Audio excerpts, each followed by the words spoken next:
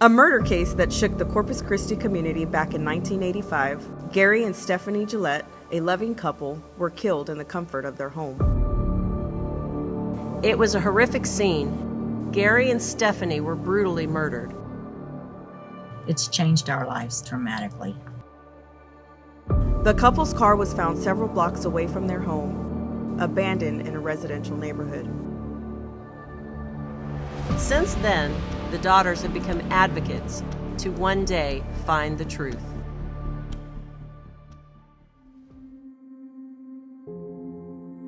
So on December 13th, 1985, Gary and Stephanie Gillette attended a Christmas party together at the tramp steamer on Navigation and Leopard Street.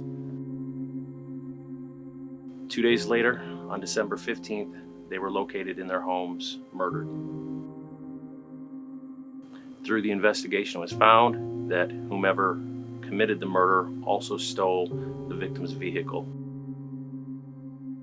Gary's vehicle, it was a 1970 Buick Electra, convertible, nice vehicle, for that time, was stolen from his garage and parked several blocks away in front of someone else's house.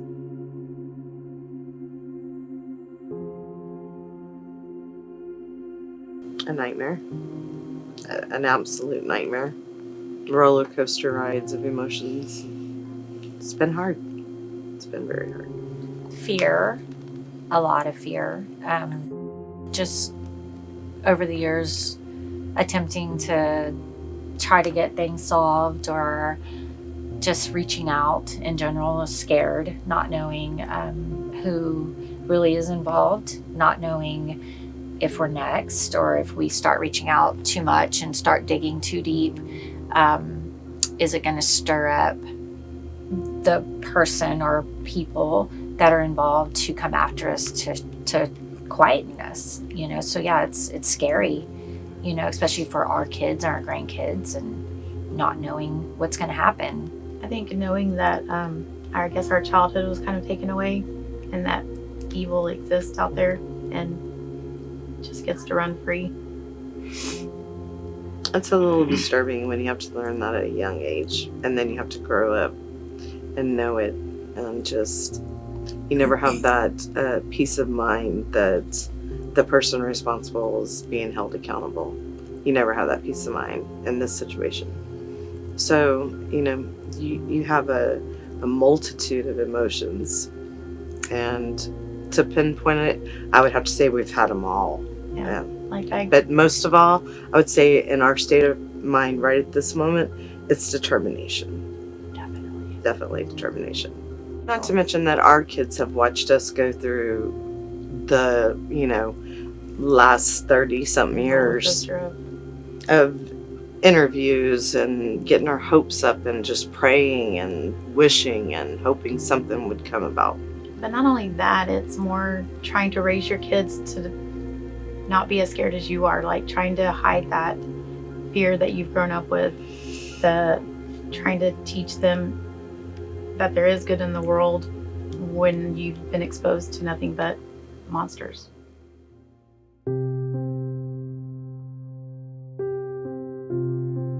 I absolutely believe that this case can be solved for numerous reasons, one of which is advances in DNA technology.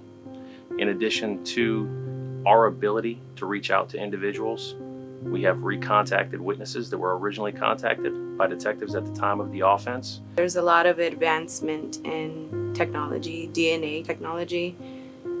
There's a whole lot more that can be done with a little bit of evidence, and we're hopeful that that's the case with this. A big part of it is the hard work that we put into it, our detectives have put into it.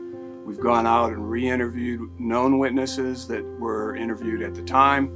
We've also identified additional witnesses that were never contacted at the time of the initial investigation, and we're continuing to head in that direction.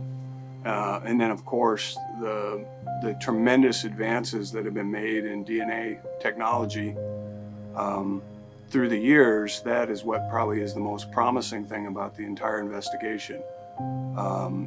It's amazing how many cases throughout the country that have been solved with just small, minute traces of DNA. And that's the direction we're proceeding with this case.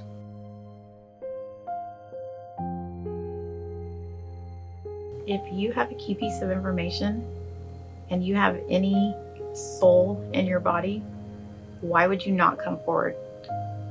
I say, I don't care who it is and how little the information is. Any little thing that you could remember, if you remember anything could help. I mean, one little flash of something could be the key to everything. And you just don't know unless you come forward and say something. If you have any information at all, please contact us. I would actually say that if we have already spoken with you and you've remembered something, which is often the case, I will interview individuals who will call me 1, 2, 3 weeks later and say, I forgot to tell you this. Or after having spoken with you, I remembered something additional. If that is you, if you have any additional information whatsoever, please do not hesitate to come forward and contact us. I want to speak with you. I really believe that there's somebody out there who knows something, whether it was a partial involvement or somebody that was told what happened by the persons involved. I strongly believe that there's somebody out there that knows the full story. In 1985, we received a Crime Stoppers tip in reference to the victim's vehicle that was stolen.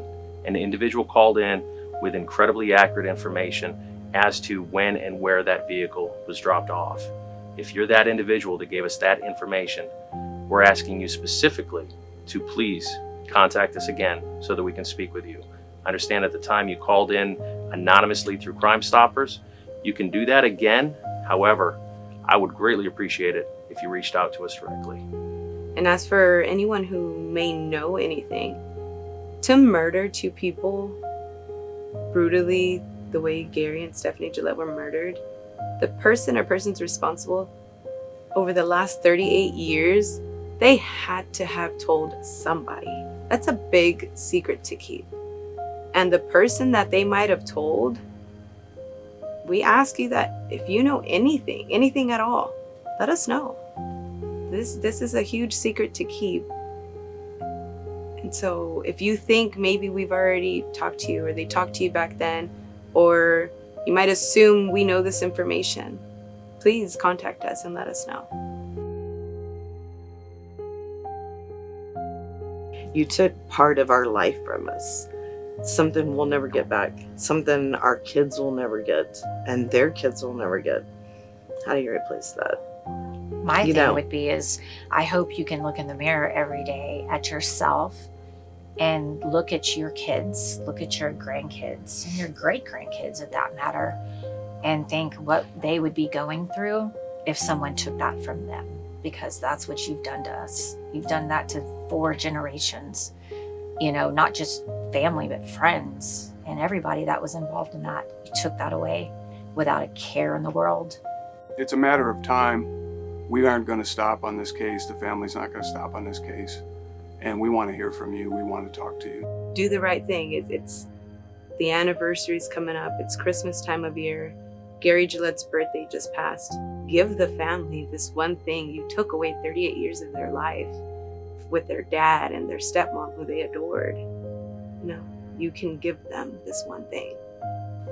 Having to deal with the family and see and feel the pain that they're going through.